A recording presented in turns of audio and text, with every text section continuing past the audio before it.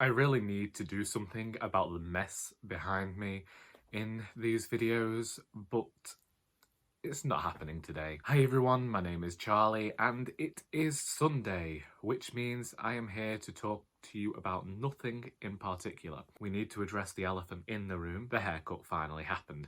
It has only taken the better part of 2 months for me to book up the courage to walk down the road from my work and get a haircut, but it happened. I'm wary, I've gone the tiniest bit too short, but as Jenny says in Sabrina the Teenage Witch Season 1, hair grows. I last went in September. It's going to be a long time before I go there again. This has been a rather mundane, prosaic week, really. For the most part, it has been spent going through and reading An Heir to Murder, of which we finally have a proof copy. But I think I mentioned it in my last Woolgathering video, but this is what it looks like. I still can't get over the not for resale banner that Amazon put around their proof copies, but that is what we have to contend with nowadays. Immediately, I wasn't happy with how the title is placed on the cover.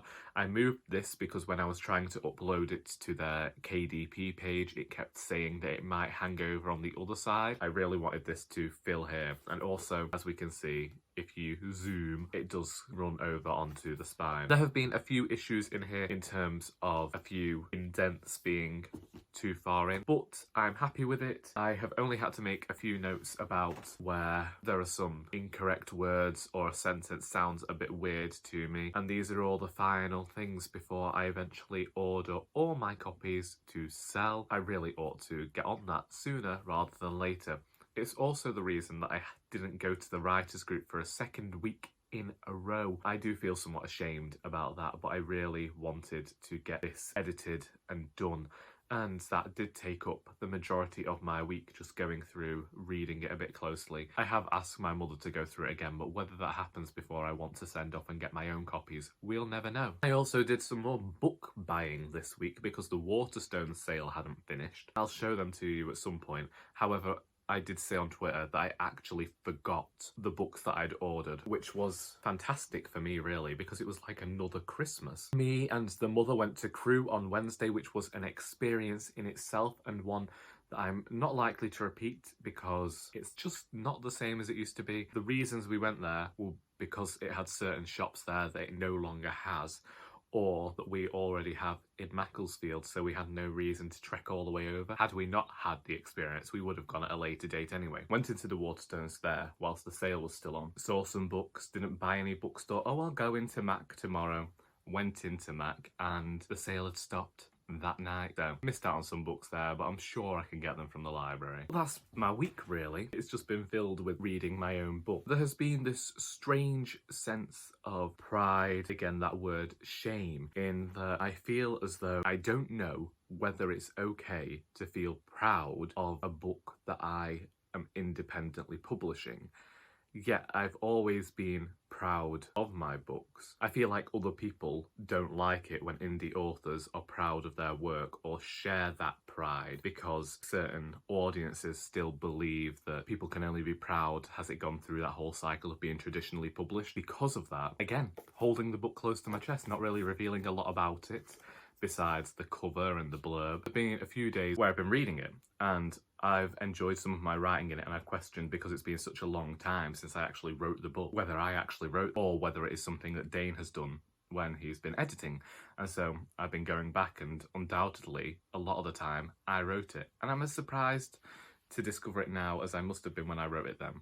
I mean, obviously I could like it and everybody else could despise it, but that's not up to me, that's up to readers. I have also been working on the final Doris book. I actually started writing again this week. I haven't done much work, it's just been about 3 pages every night whilst I'm lying in bed to get myself off to sleep again, which we all know is how I have written the last 2 books. I enjoy that process, I like it, it's a bit calming, and at the end of the week you end up with a substantial amount really. And also it means I'm not constantly checking the word count, which I think is for the best. I still haven't got to chapter 2 and there are a lot of plans for this book. I'm probably going to be doing the same thing that I did with Doris Ahoy, which is to have it sectioned off, but there will be smaller sections in each section to break it up a bit for the reader. I'd been hoping to have this book out by June. Not gonna happen. I don't know whether this book will come out this year now. I'd hope to, because I'd hope to be done with Doris by the 5-year mark, as in 5 years since I released Our Doris, but I've never worked well with timelines and this sort of thing, so I'm just gonna have to acknowledge that this book probably won't be out in 2020. Whilst I have been writing it, I've constantly been filled with this feeling that once I've finished the final Doris book, I would like to take the smallest of breaks from writing a series or working on something that is intended for a series, because that is the way that I have constantly written for the last 17 years. I've always envisaged things as series, and I'd like to just work on a standalone for once, for my own peace of mind really, because constantly I found whilst writing a series you are juggling a lot of threads in your head, and even when they're written down you're still thinking about how everything can weave together. Taking on this series as well and interweaving the books, whilst I've said before, I have a huge plan for it, and if it pays off, that's fantastic. It's a lot. That's why I am looking forward to taking just the tiniest bit of breaks from series fiction to work on either a novel or a novella that I was working on early last year, entitled A Prior Commitment. That book follows an older woman as well, and that was another thing. I was wondering whether I ought to change what I wanted to work on and work on a different book that's a bit different, that doesn't maybe focus on an older woman. I don't want people to think that I'm only writing one kind of thing. There's a lot in my head at the moment over what I should write next, because I really think that I'd like to write the charity shop book. I'd also wondered whether people would like to see the scripts that I have for the original radio series, because I don't think I'm going to have the opportunity to ever record them for the radio. I wondered whether that'd be something. Also, the idea of doing it as a 6-part podcast entered into my head, but I just don't know where I'd find the actors or the people to put this together. There is a lot of writing stuff going on inside my head at all times. Even when I'm not writing, I'm trying to figure out ways for people to know more about my writing. It's a minefield. I also worry that I talk too much about it and that people get fed up of it and they think, can he just beggar off into his corner please and do it so that we don't have to listen to him anymore. I fear I've become the type of person where a friend of mine will buy one book to assuage any sort of guilt they've got about being a friend. If we know each other and you don't want to buy my book, you don't have to buy a book as a add-on to knowing me. I won't mind. It's perfectly fine, but I just don't think people feel like that, and I worry that people feel guilty about not buying my books if they know me. I also got back into reading The Binding this week, despite the fact that I did think that it was going to be a DNF. I'm hoping to finish it. It's a book that for the most part, when I read it, I read huge chunks of it, but then I put it down and I find it difficult to pick back up, but I never don't enjoy it. I don't know that I feel as much about this book as other people do. I don't feel as though it's doing anything groundbreaking, and it does this thing where there is a certain amount of magic in this world. I feel as though the writer has been too wary to focus in on that magic because it might be seen as not being literary enough and being too close to fantasy fiction. It just doesn't feel like it's taking any risks. I don't want that with all fiction, but I did kind of want that with this book. It's by no means my favourite,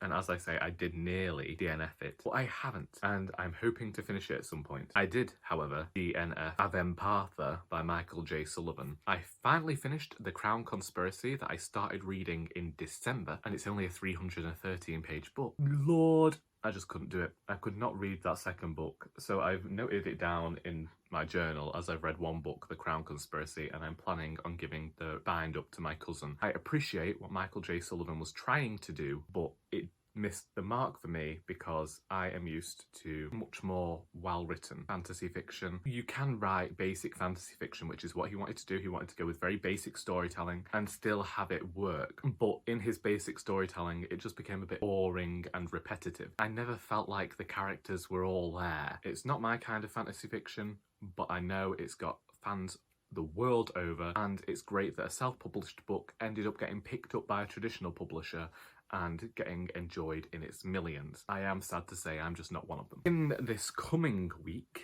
I am at work tomorrow, and then on Tuesday I have my first event of a decade, as in the new decade. It's not been 10 years since I last did an event. When did I last do an event? You know. If we think about it, we could call the writers group event in December an event, although it wasn't to do with Doris. Well, September. If we wanted an actual date for a Doris event, it was September. And before that, it was May. And before that, I didn't do any events in 2018. I've been doing my taxes recently, and there is a major loss between 2018 and 2019. And I would like to just point out that a lot of a writer's income is probably made from going out and doing events and doing workshops as opposed to actually selling books, because people don't buy my books.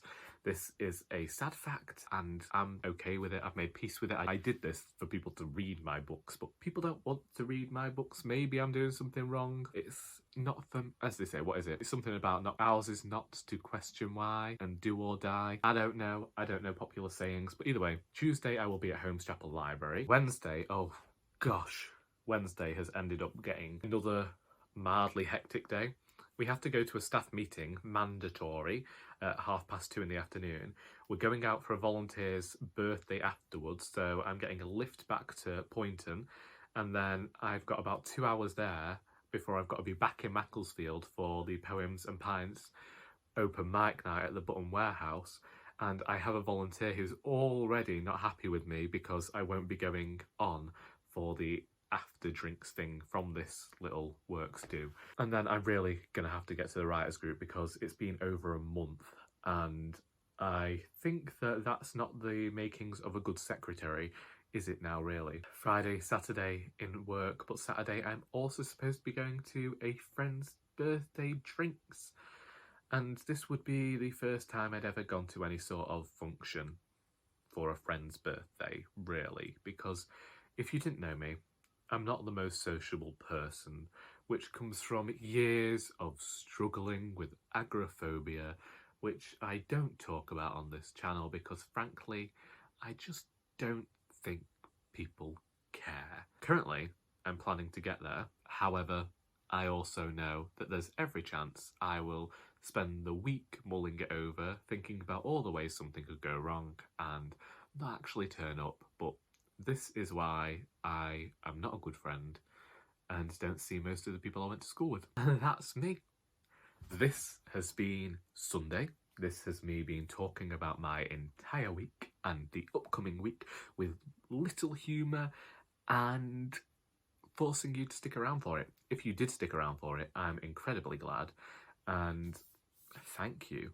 Basically, that's all I can say. Also, I did just want to point out that YouTube has now privated my liked videos, and because of that, you're not going to be able to see the videos that I like and go on to support the other creators on this platform. Therefore, there is now a playlist if you click on my channel for other people's videos where you can go and you can get recommendations of other booktubers and the videos that I feel like you should be watching. There is some great content out there, and I've discovered some new booktubers this week. Also thanks to Rachel Marie's book journey, because she actually did a booktuber recommendations. There are some people in there that I was completely astounded by the work that they put into their videos. Like, some of them are completely filmic. I thought that I was watching reality TV. There have been many a night spent watching a reading vlog and just thoroughly enjoying myself. So please go watch the Rachel Marie video and check out other folks' videos and support some other creators.